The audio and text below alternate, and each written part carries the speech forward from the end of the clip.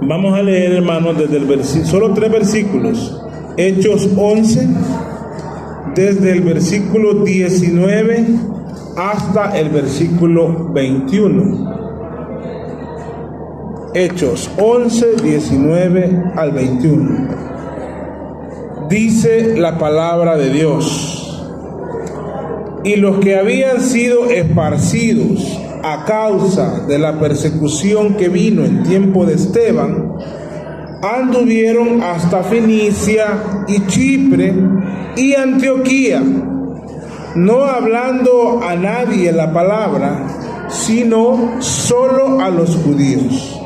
Y había entre ellos unos varones de Chipre y de Cirene, los cuales, cuando entraron en Antioquía, hablaron a los helenistas, anunciando el evangelio del Señor Jesús. Y la mano del Señor estaba con ellos, y gran número creyó y se convirtió al Señor. Vamos a orar.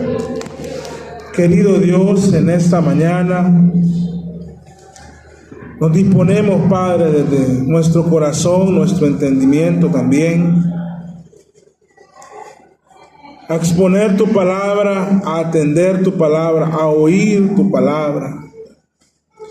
Es algo, Padre, tan solemne, tan hermoso. Guarda nuestro corazón de todo mal, de orgullo, Padre, y ayúdanos a poder estar en este tiempo aquí en humildad, tanto para el que predica, en este caso para mí, Señor, como para el que oye, todos mis hermanos aquí presentes.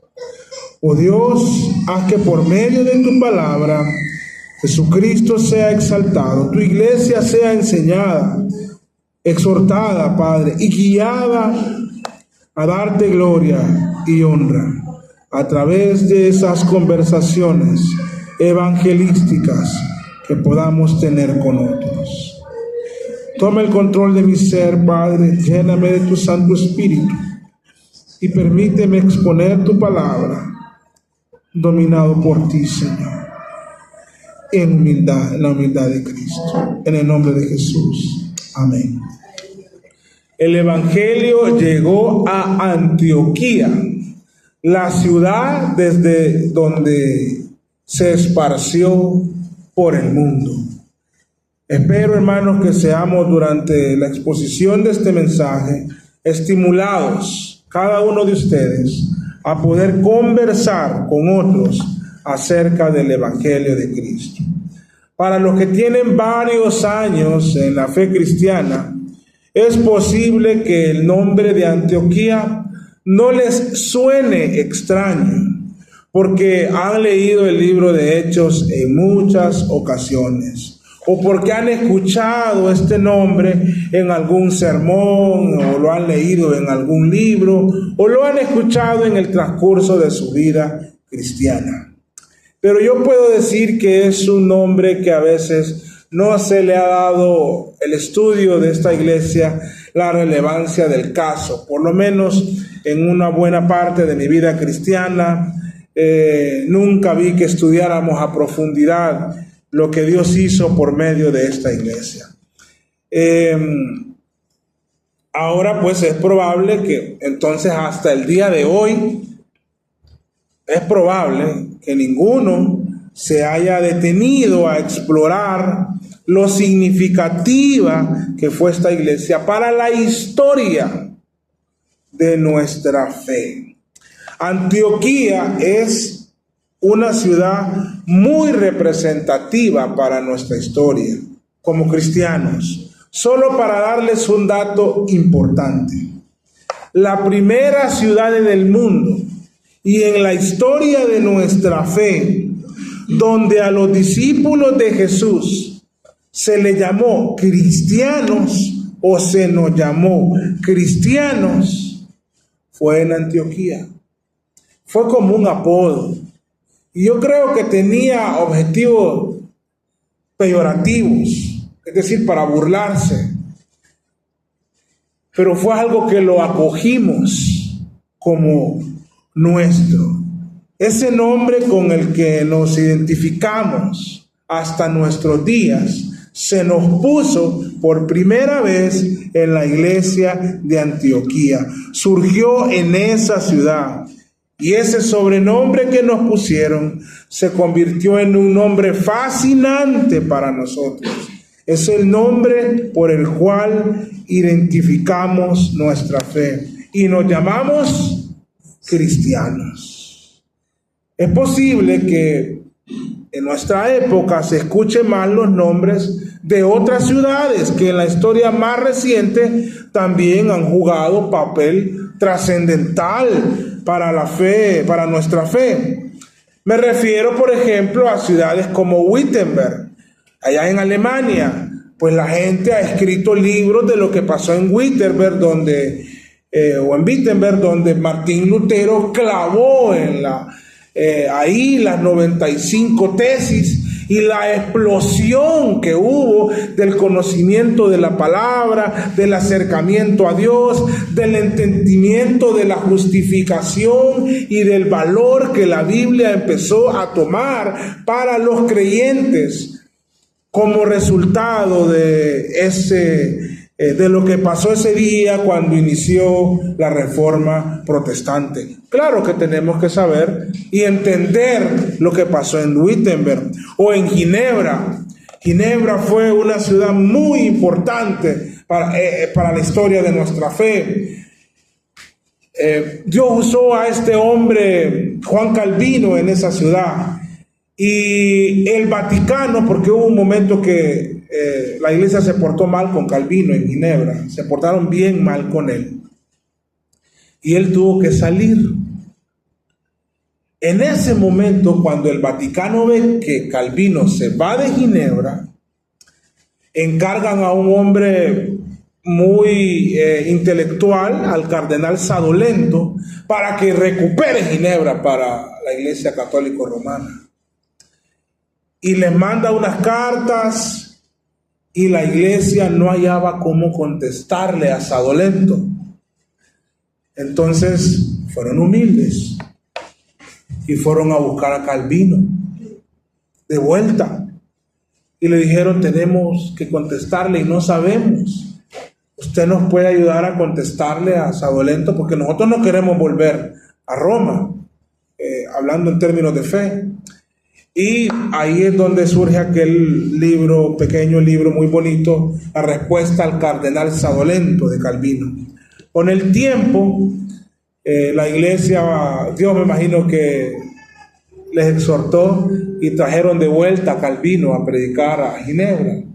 Que por cierto es un día es una historia muy bonita, porque dicen que Calvino, cuando le tocó volver al púlpito, le dijo, después de varios años que lo habían echado: abramos la Biblia a donde nos quedamos en la última vez, y siguió predicando desde donde se había quedado. Tenemos que saber lo que pasó ahí, en Londres, donde predicaba, por ejemplo, Charles Spurgeon, o en países como el Avivamiento en Escocia. La gente ha escrito más de estas cosas. Es definitivo que estas ciudades son importantes y que todo estudioso de la historia de nuestra fe le interesa saber qué sucesos relevantes y acontecimientos pasaron en estas ciudades y que influyen hasta nuestros días. Pero para la iglesia de nuestra época, creo que es requerido estudiar lo que pasó en Antioquía. Esa iglesia que vivió un avivamiento impresionante en el siglo I, y que por inspiración divina tenemos en el libro de Hechos suficiente contenido para estudiar y para ser conmovidos e impactados por lo que pasó, por lo que Dios hizo por medio de la iglesia en Antioquía. La iglesia de Antioquía es la iglesia que ha reunido a uno de los mejores equipos ministeriales de toda la historia del cristianismo. Hermanos, eran miembros de esa iglesia por un tiempo Pablo, En la otra banca estaba Bernabé. Sentado un joven que se llamaba Juan Marcos, el que escribió el Evangelio de Marcos. También en un tiempo en esa iglesia estuvo Silas, aquel que estuvo preso en Filipos con Pablo. Estaba Lucio, el cirenio. Estaba Manaén, el que fue criado por Herodes el tetrarca. Simón, no Simón Pedro, otro Simón. Y esos son los nombres que conocemos. Es una iglesia que concentró teológicamente al cerebro más prominente que ha dado la historia de nuestra fe, no que nació ahí, pero lo trajo, a Bernabé y a otros. Qué maravilloso, qué bendición para esta iglesia. Pero también hay otros hombres maravillosos que fueron parte de esta iglesia que no conocemos sus nombres. No sabemos cómo se llaman, aunque la Biblia nos narra lo que ellos hicieron. También la iglesia de Antioquía fue la primera iglesia en la historia de nuestra fe que envió misioneros para predicar el evangelio más allá de sus fronteras. Primero enviaron a Bernabé y Pablo. Ahí iba Juan Marcos también. Luego, Bernabé y Juan Marcos por un lado y Pablo y Silas por otro lado. Y por lo tanto, fue la primera iglesia que escuchó los tremendos testimonios de Pablo y Bernabé cuando finalizaron su primer viaje misionero, porque ellos volvieron a Antioquía y estuvieron un buen tiempo como maestros de la iglesia, pero cuando llegaron a Antioquía, dice la palabra del Señor, que habiendo llegado y reunido a la iglesia, relataron cuán grandes cosas había hecho Dios con ellos y cómo había abierto a los gentiles la puerta de la fe, según Hechos 14:27. Qué honor más grande el de esta iglesia de Antioquía. Qué bendición. Ya me imagino aquella iglesia concentrada, escuchando los testimonios de la plantación de iglesias del primer viaje misionero de Bernabé y Pablo. Con el tiempo, allá en Hechos 18, sabemos que después del segundo viaje misionero, Pablo y Silas volvieron a Antioquía y la iglesia estuvo escuchando todo de boca de Pablo y Silas. Y ellos los apoyaban, hermanos. Oraban por ellos.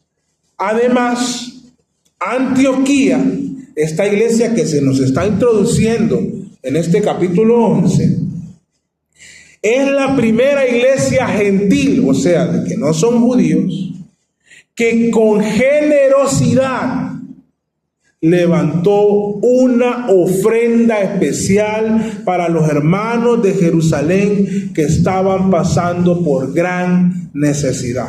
Es decir, una cosa no les excluyó de la otra, como a veces muchas iglesias o cristianos quieren ser excluyentes. Yo hago esto, por eso no hago lo otro. Como yo sirvo, no doy. Ellos no. Servían al mundo y daban con generosidad. Y los de Jerusalén recibieron esta ofrenda de gentiles. Tal vez se dice bien fácil hoy, año 2024, pero para ellos no era tan fácil, hermanos, recibir la ofrenda de gentiles de parte de los hermanos de Antioquía. En definitiva, la iglesia de Antioquía tiene muchos aspectos que sirven y que pueden servir como modelo para las iglesias de nuestros días, para nosotros como Iglesia Bautista Berea. Hoy nos vamos a concentrar en el pasaje que narra cómo se formó esta iglesia.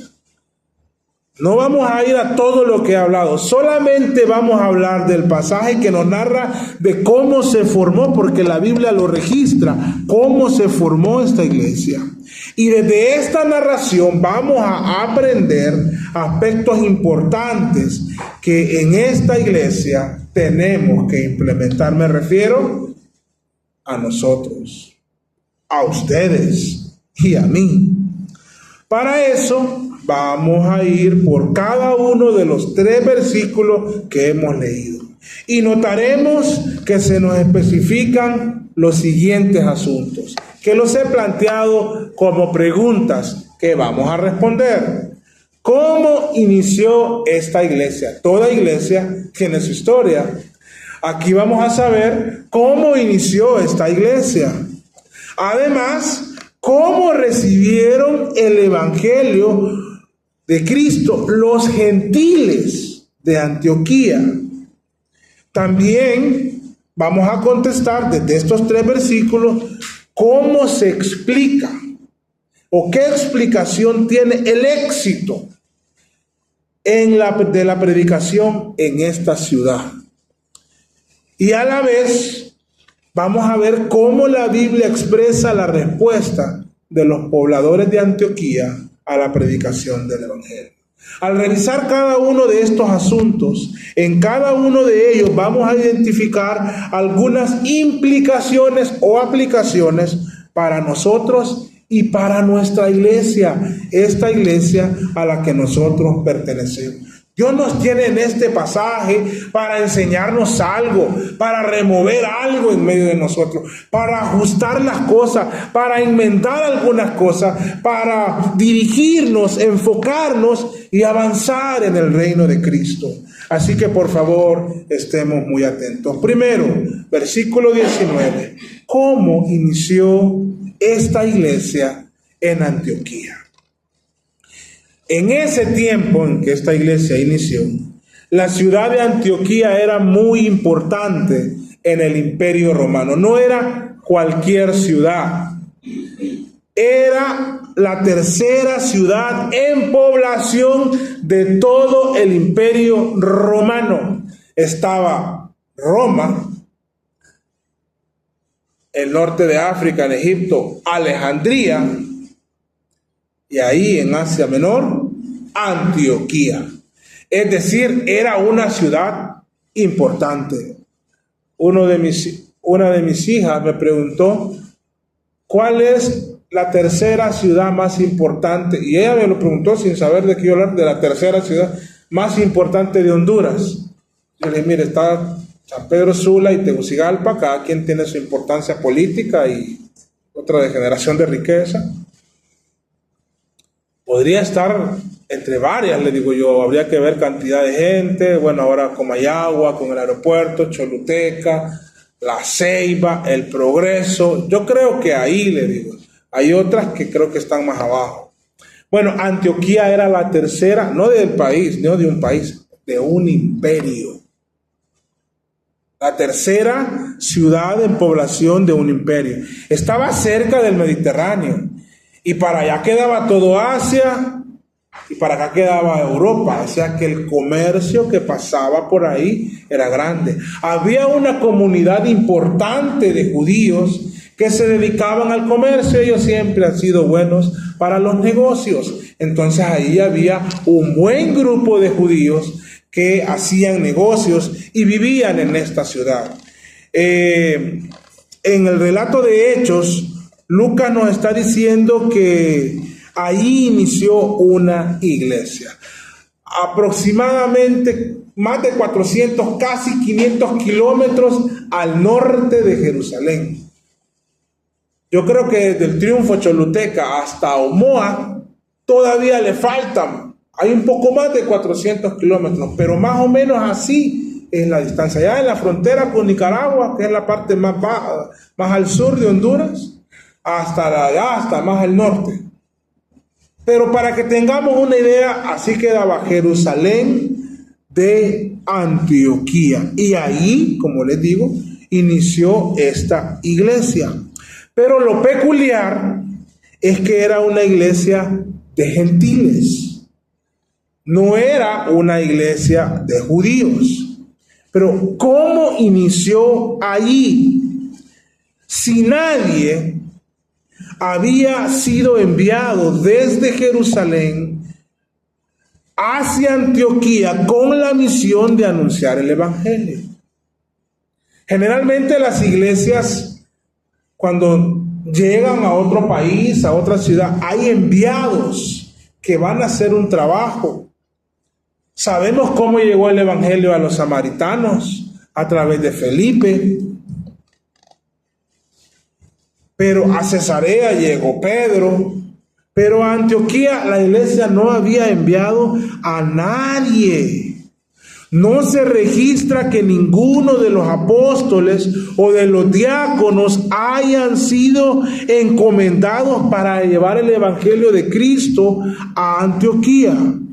O sea que esta iglesia no inició con el trabajo de un destacado líder de la iglesia. No fue Pedro, no fue Juan, no fue Jacobo, no fue Felipe, tampoco fue personalmente Esteban.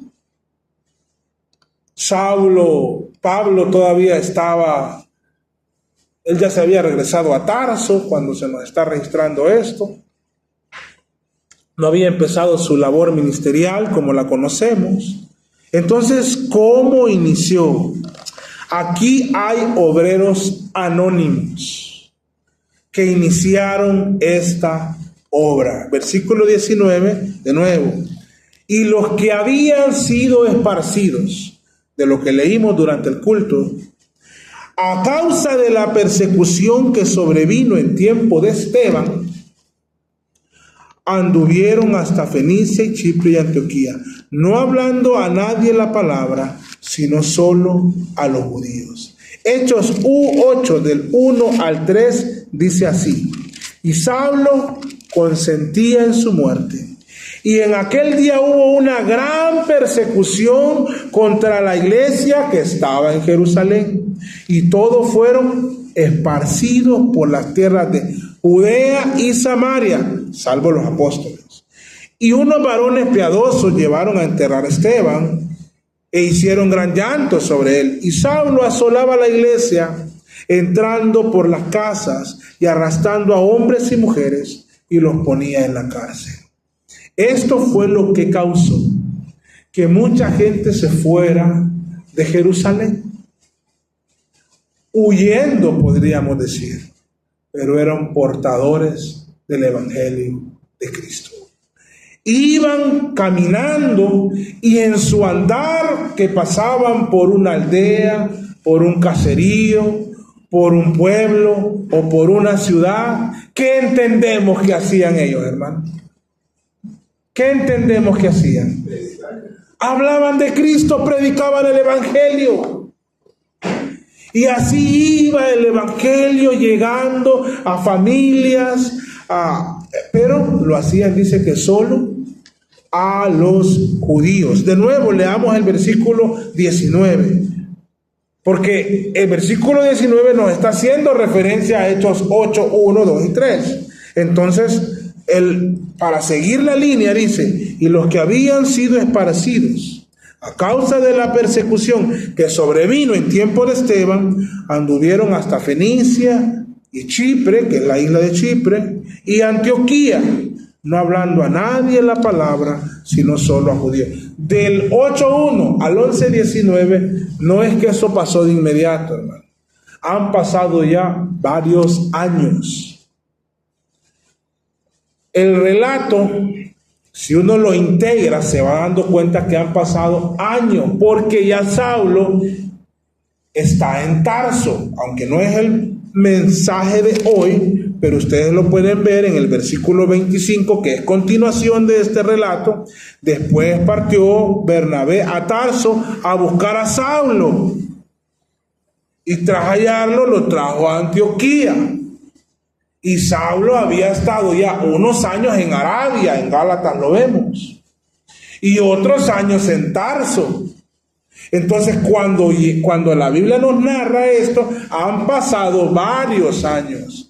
Pero lo que la Biblia nos está diciendo es que el fenómeno de cuando la iglesia fue esparcida por la persecución, la iglesia tenía una característica especial, los cristianos, que debemos de retomar, y ojalá sean ustedes los que retomen este hábito. ¿A dónde iban? Hablaban de Cristo. Por donde pasaban y encontraban un paisano judío, ¿qué hacían? Hablaban de Cristo. Pues hoy hablamos de fútbol, de la Euro, de la Copa América, hablamos de deportes, hablamos de política, hermano, ese tema es candente en Honduras. Hablamos de la situación del país, de la guerra en Ucrania, de la guerra en Israel. Y yo no digo que esté mal, hablen de eso. Pero a veces no hablamos de Cristo. Hemos perdido de nuestra identidad como discípulos del Señor lo que tenían estos, que en medio de la persecución hablaban de Cristo. Así que, según lo narrado, en la providencia de Dios, por medio de la persecución al Evangelio, el mismo Evangelio llegó a varios lugares. Entre ellos llegó a Antioquía. La historia de la iglesia es impresionante, porque siempre que los enemigos de Cristo desean callarnos o destruirnos, eliminarnos, Dios usa eso para su gloria y para que su nombre sea conocido y exaltado. Pero nosotros, esta par de decenas o 3 decenas de personas que estamos aquí, espero que no seamos de los que necesitamos la persecución para recuperar nuestra identidad en Cristo y hablar de Él. Cómo Dios cambia las cosas que parecen negativas en bendición. Solamente un ejemplo de la vida de Jesús. A Jesús le escupieron saliva, la saliva del desprecio. Y a cambio, ¿qué hizo Él? Derramó toda su sangre para la salvación de los suyos. Pensaron que lo estaban humillando y Él estaba salvándola. Porque Dios encamina todo para sus propósitos divinos. Ahora bien, recuerden que los que llevaban este mensaje cuando salieron de Jerusalén por la persecución, no sabían, no habían redes sociales, hermano, mucho menos estaciones de radio, no habían smartphone, no había televisión, no había una logística de los periódicos. Las noticias llegaban, pero costaba.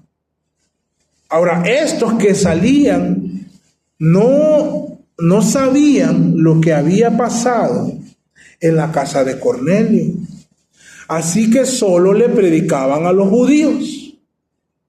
Ellos no sabían y no entendían que el evangelio ya no solo era para los judíos. Entonces ellos solo le predicaban a los judíos inicialmente. Es decir, no le predicaban el evangelio a alguien que no fuera descendiente de Abraham, Isaac y Jacob.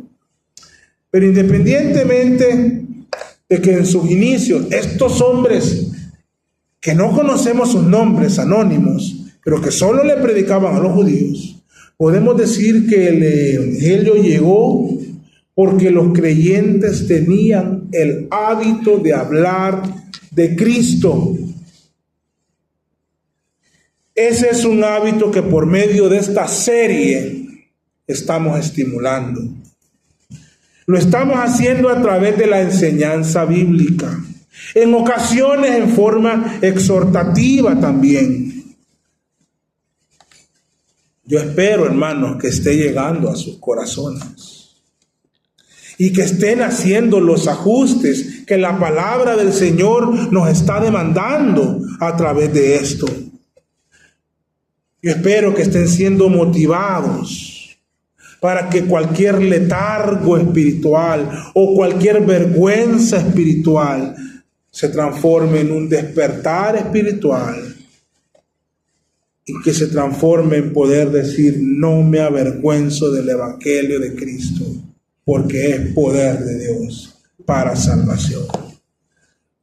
A tal grado que con toda confianza y satisfacción puedan hablar de Cristo a otros, tal como lo iban haciendo estos hombres que salieron por causa de la persecución. Bueno, así llegó el Evangelio a la ciudad de Antioquía. A través de, no sabemos, hermano, yo no sé cómo se llama. Yo creo que dentro de ese grupo había uno llamado Lucio, porque dice el texto que habían hombres que eran en el 20, y había entre ellos unos varones de Chipre y de Cirene. Y dentro de los varones de Cirene hay uno que está en el capítulo 13, versículo 1, que era parte de la iglesia de Antioquía, porque aquí nos sigue hablando de Antioquía. Había entonces en la iglesia que estaba en Antioquía, ya más adelante, algunos profetas y doctores: Bernabé y Simón, el que se llamaba Níger, y Lucio, el cirenio. No lo puedo afirmar, pero me imagino que, dada la relación de que era cirenio, y acá dice que algunos hombres de Cirene, pero no conocemos a nadie más. Qué bonito es servirle al Señor así, sin la intención de destacar, que no importa que nuestro nombre no quede registrado, eso es lo menos importante. Dios ha determinado registrar algunos nombres, reconocer algunos. Estos que aquí no conocemos su nombre, en el cielo, hermanos, tienen una gran corona, que la pondrán a los pies de Jesús y le dirán: todo es tuyo, Señor. Toda la gloria y la honra es para ti por siempre y para siempre. Bueno, así inició la iglesia en Antioquía. Pero la siguiente pregunta es: ¿cómo recibieron el Evangelio de Cristo los gentiles de Antioquía? No es difícil si ya lo leímos. Pero de alguna forma, hermanos, no sé cómo, de alguna forma Dios iluminó la mente, el entendimiento, y inquietó el corazón de esos hombres que solo le hablaban a los judíos y que eran judíos, que vivían en esa zona. De alguna manera, porque Dios de alguna manera siempre nos inquieta, hermano.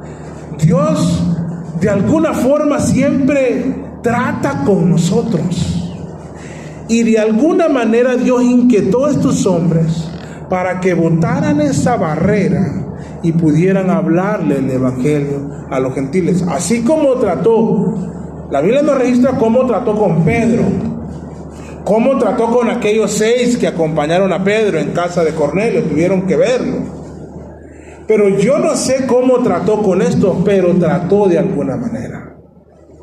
Y no importa la edad que tengamos, los años en la vida cristiana que tengamos, los éxitos o los fracasos que tengamos en nuestra vida, Dios trata con nosotros algunos asuntos que debemos de ajustarlo. Estos hombres eran hombres piadosos, si los acabamos de poner de ejemplo, hombres que tenían el hábito de hablar de Cristo.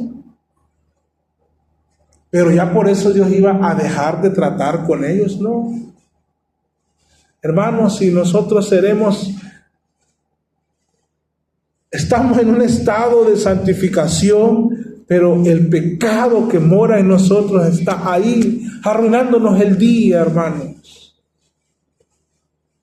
Y Dios tiene que tratar con nosotros. Y trató con ellos, y los impulsó. No sé cómo, hermano, no sé quién habrá sido el primero. Le voy a tener que hablar a un extranjero. Y derribó esa barrera y lo hizo. ¿Cuántos pensamientos pudieron haber pasado por la cabeza de estos hombres? Piense usted en alguien que usted dice, es que ¿para qué le voy a hablar de Cristo? Es que no tendría sentido. Es que no es necesario, hasta torpe me miraría. Para ellos era cuando no entendían bien del evangelio, era como una tontera hablarle a un extranjero. Ni les interesaba, ellos ni conocían la historia del Dios de Abraham, Isaac y Jacob. Ellos tenían sus propios dioses, sus templos para otros dioses. Ellos estaban convencidos de una realidad inexistente, pero la creían como realidad. Nosotros también tenemos que derribar esa barrera, hermano. Porque Dios tiene el poder de llamar a su reino a aquellos que nosotros menos lo imaginamos. Si en el capítulo 9 tenemos el ejemplo de Saulo de Tarso. Puede ser que alguien que veamos que su Dios sea el dinero y que no le interesen las cosas espirituales, ¿para qué le voy a hablar? Si él se lo tiene todo. O que conozcamos a alguien que profesa otro credo religioso en una secta o en una cosa rara, le podemos hablar de Cristo, hermano. Y esa fue la barrera que ellos derribaron. Nosotros como creyentes no podemos, hermanos, ser selectivos. Sí debemos de enfocar esfuerzos, yo creo en eso, en ser especialistas en algo, en la vida cotidiana particular. Y en la vida eclesial debemos de aprender a saber a qué le apuntamos, pero Dios puede pegarle a todo. Nosotros le podemos apuntar a algo, pero Dios le puede pegar a todo. Pero no excluyentes, que son dos cosas diferentes. Bueno, muchas veces no le hablamos a algunas personas porque en nuestro razonamiento pensamos que estamos actuando fuera de la lógica y de la sensatez del momento. O porque, puede ser, no lo sé, alguna gente se avergüenza de que otros sepan que es cristiano porque van a decir que es un religioso, que es un fanático, que es un loco. Hermanos, no conozco a este pastor paraguayo que no sé su doctrina, no conozco su corazón, pero tuvo el valor, hermanos, de pararse ahí y de hablar de Cristo como la esperanza. Y las redes sociales, hermanos, estallaron enfurecidas contra eso. Posiblemente no era lo más lógico, pero tenemos que ir a veces contra la lógica. Y tenemos que hablar de Cristo y tener la oportunidad de hacerlo a donde Dios nos pone y no avergonzarnos del Evangelio de Cristo, como dice Romanos 1:16. Dios puede abrir los corazones de aquellos que nosotros menos nos esperamos. Y tenemos que trabajar para ello, hermano. Tenemos que trabajar para ello. Como iglesia no podemos estar de brazos cruzados sin hablar de Cristo. Ahora, ya sabemos cómo fue que recibieron el Evangelio los gentiles. Dios inquietó, según el versículo 20, el corazón de algunos hombres y le empezaron a hablar a gentiles. Y resulta ser, hermano, que los gentiles, que ellos pensaban seguramente que no les iba a interesar, les interesó y empezaron a escuchar el Evangelio. Y empezaron a escuchar y a escuchar gran cantidad de personas.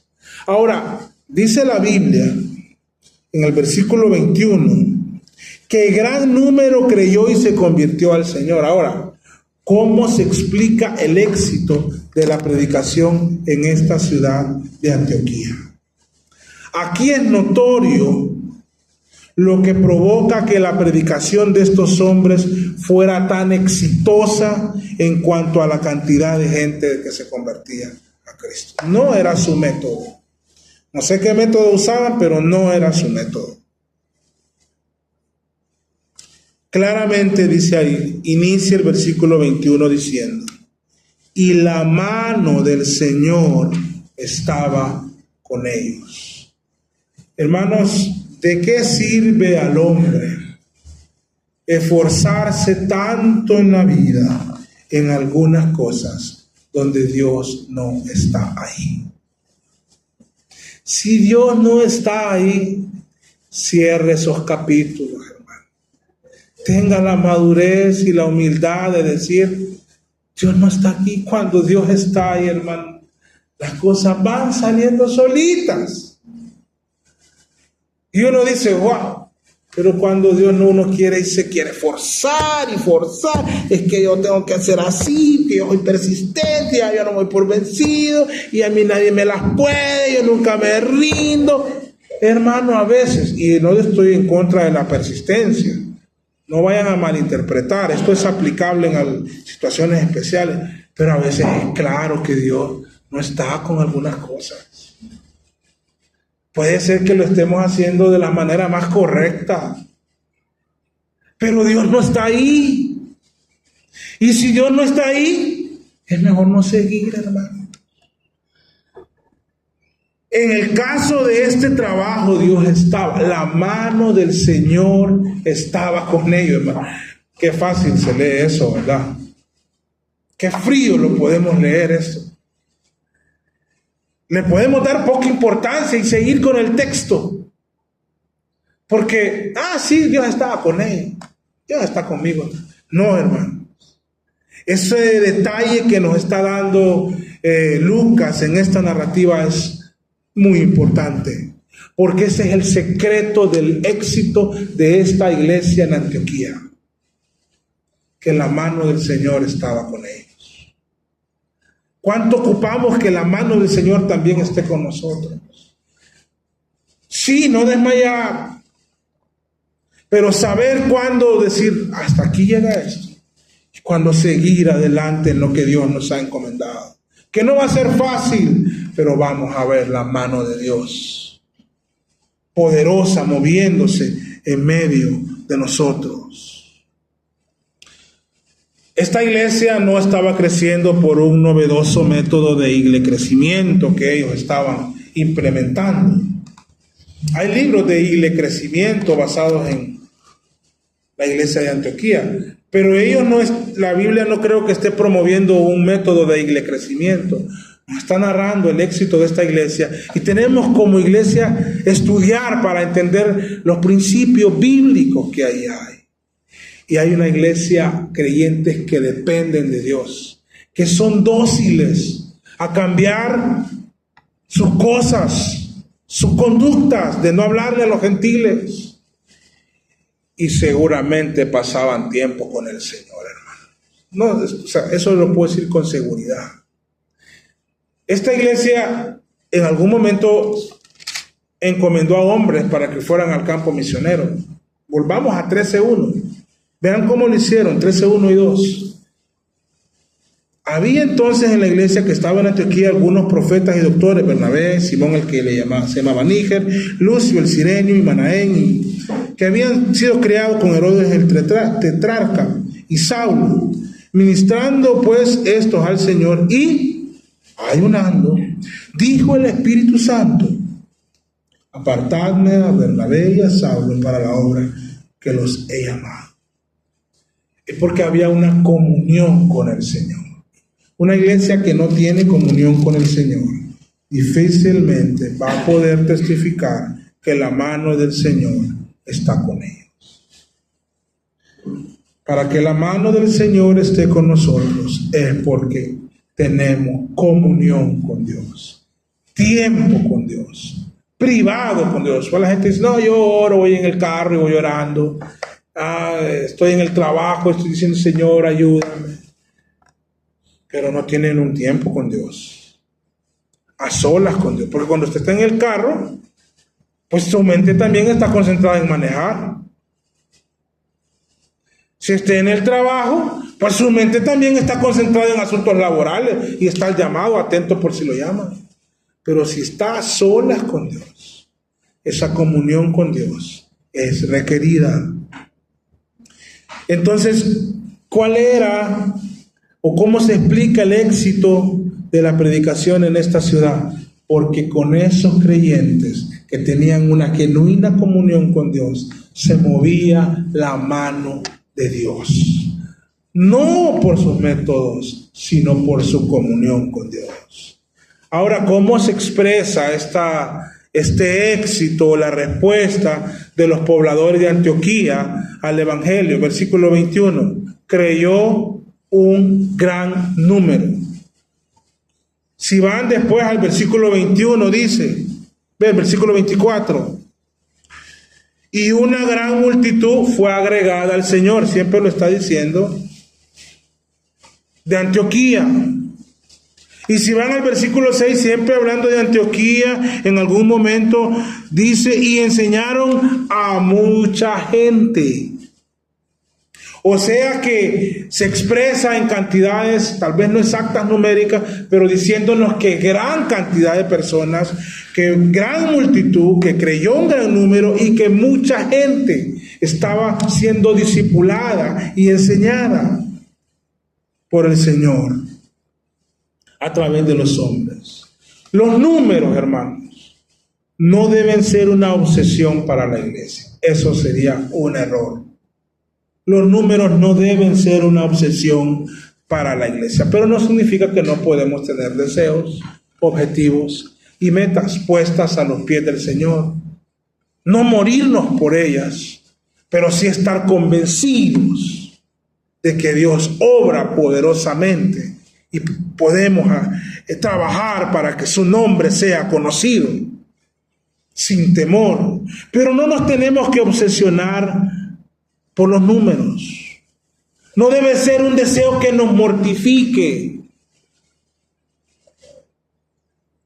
Hay que tener mucho cuidado, porque sigilosamente el deseo de tener números que impresionen a otros a veces se ha instalado en la conciencia de muchos cristianos nobles, de muchos pastores honestos y por lo tanto de muchas iglesias. Es un riesgo que corremos de que los números se empoderen y el deseo de los números se empoderen de nosotros. Me dio gran tristeza, creo que fue el año pasado, no pasa más de 2 años, año y medio, cuando es muy conocido por un libro, Rick Warren, se jubiló, hermanos, y puso en su red social de Twitter que se jubilaba y cómo se jactaba de sus números.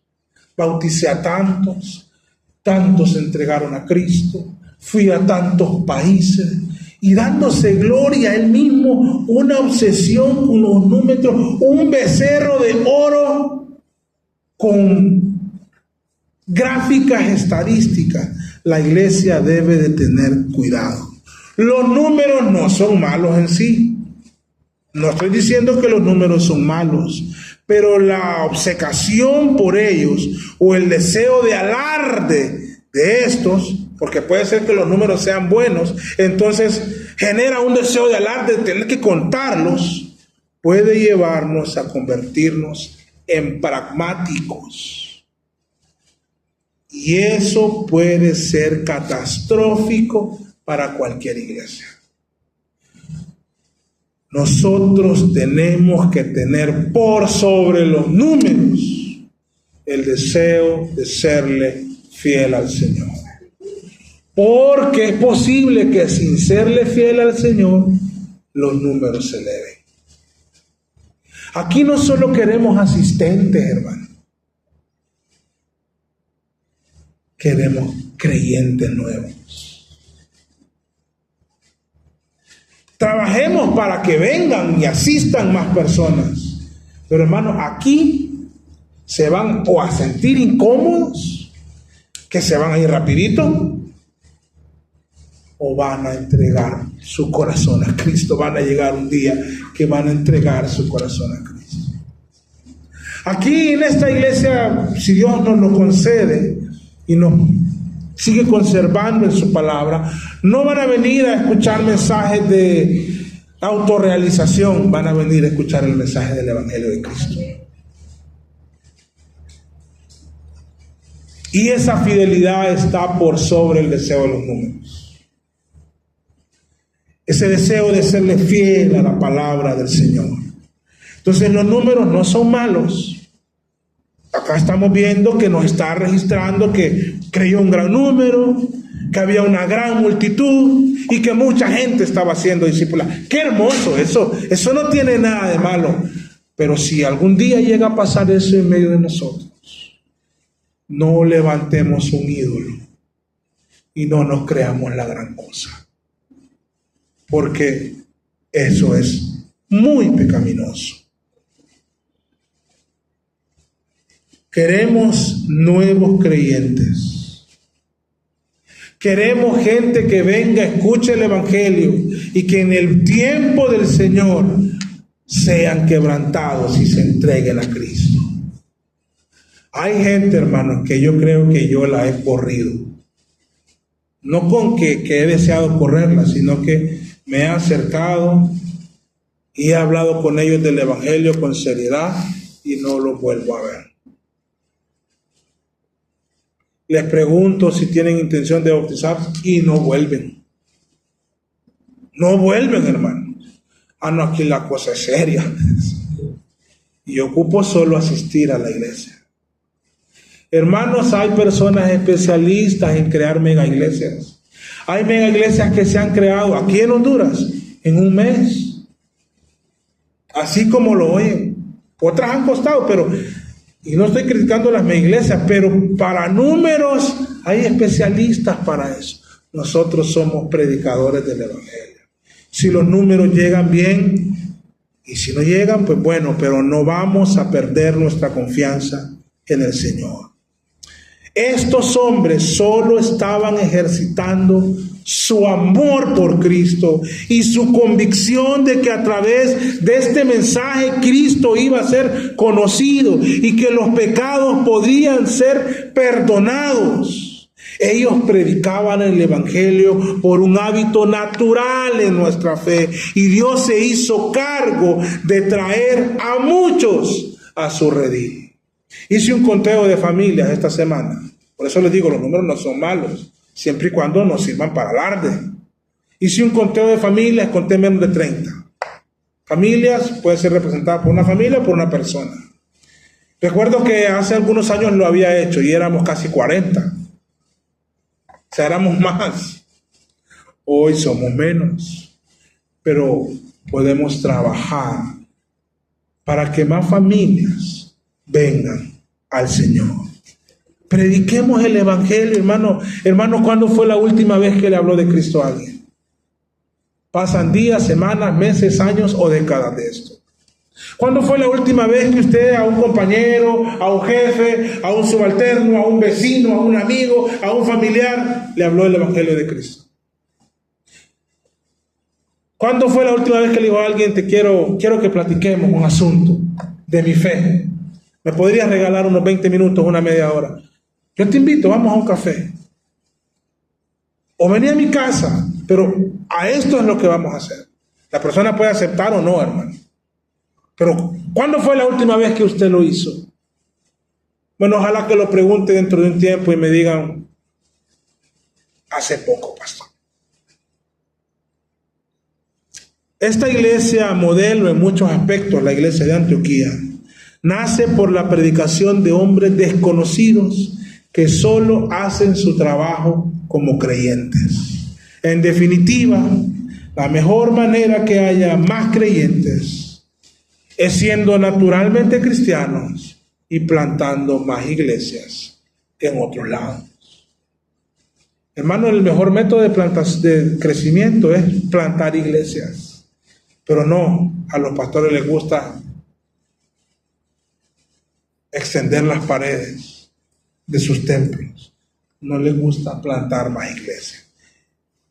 Vivamos naturalmente como cristianos. Si nos toca extender las paredes de nuestro templo, que así sea, pero sin descuidar que lo más importante es honrar al Señor y predicar el Evangelio. Hoy apenas estamos introduciéndonos a esta iglesia de Antioquía, lo que se nos registra en ella. Es una iglesia que nació en el corazón del Señor y que movió su providencia para que la iglesia naciera y siguiera creciendo y no perdiera ese latir de amor por Cristo, de tal manera que envió a misioneros, al misionero de misioneros. Ellos lo enviaron a Pablo, la iglesia de Antioquía, una iglesia que Dios la plantó con hombres que no conocemos. Bueno, hermanos, yo espero que Dios hable a su vida de alguna manera con estos pasajes. Y vamos a seguir el próximo domingo, porque la historia de Antioquía es fascinante. Y vamos a ver lo que pasó en los próximos, que se nos narra en los siguientes versículos. Hoy vamos a orar para terminar aquí. Bendito Dios y Padre, gracias por tu palabra, Señor. Señor, haz que este estudio de tu palabra y en esta serie que hemos llegado ahora a la iglesia de Antioquía sea de bendición para nosotros, de exhortación, y que podamos ser humildes, Señor, de ánimo, para que volvamos a aquellos tiempos, Padre, cuando en esta iglesia, semana a semana, presentábamos visitas. Gracias por Margot, que nos visita hoy. Bendícela, Señor. Inquieta su corazón para conocer más de ti y que siga viniendo a esta iglesia. Haznos, Padre, que podamos amarla como iglesia, apoyarla y así poder hacer con otros. Gracias, Dios, por todo en el nombre de Jesús. Amén.